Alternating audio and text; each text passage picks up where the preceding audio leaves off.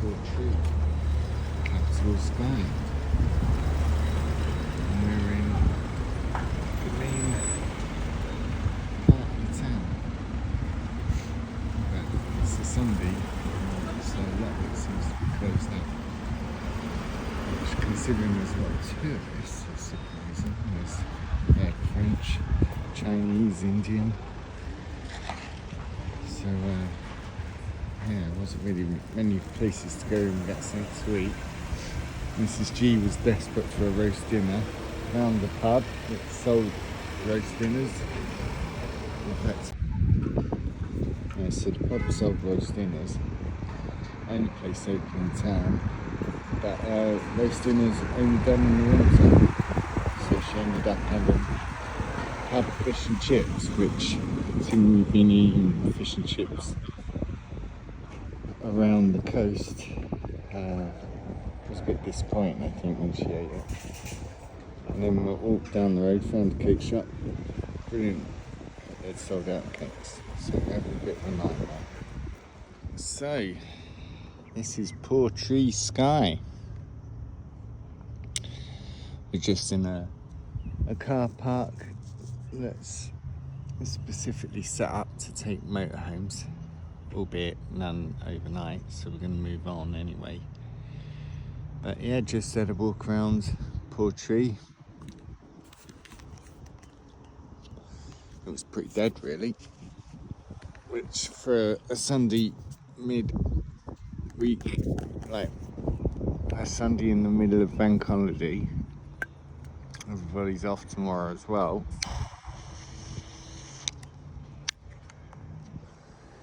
You would have thought there'd be more going on. Obviously somebody's had a bonfire there. So lots of mountains, just like Scotland, maybe sort of further apart. Oh, I've got a crow just coming over my head. It was a bit close. Yeah, so nice views. And there's somebody in the distance over there who's kayaking, and I can see from the views why people rave about Skye. But yeah, I'd say I was a bit disappointed in the town itself, but there you go.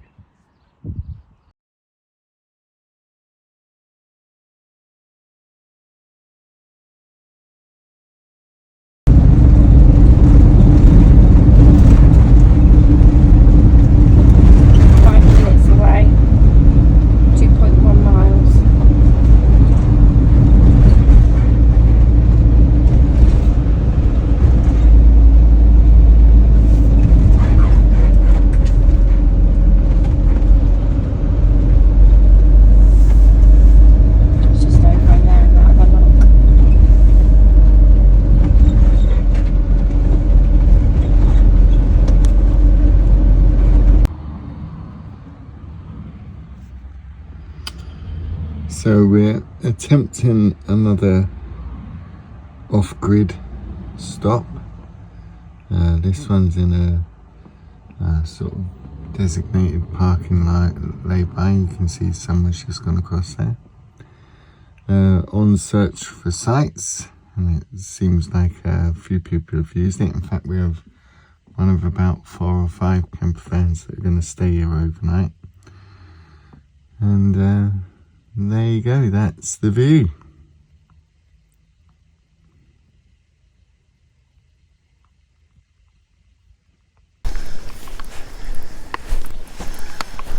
Right, so we parked up for the night in a random car parking space on the A835, and we're now looking to go and see the Old Man's Knob, which is there. Chris Foley, you should probably recognise that. Maybe you won't recognise it, Chris Foley. It's actually called the Old Man of Storr.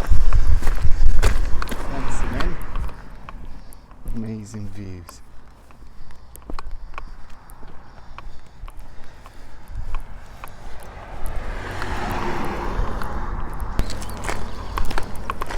As we're approaching the main car park, over in the distance there you can just make out the mountains, the silhouettes, isn't it?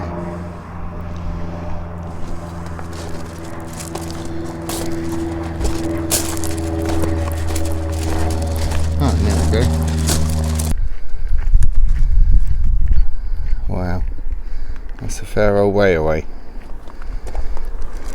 That's our camper van for the night.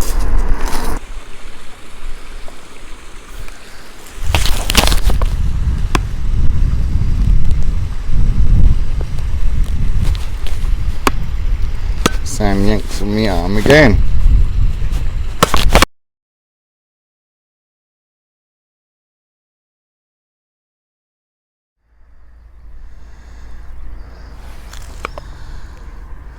It's like something out of a western. It is. Old Man of Storr. Yeah, so we've walked up to the start of the path, and there is a car park here. Obviously not one that you can stay at. In fact, there's height barriers on the main car park. But I would have thought camper vans would stay in this lay-by, because you only have to pay between 8 and 8. Not that that matters anyway. I think it was 12 quid for 12 hours.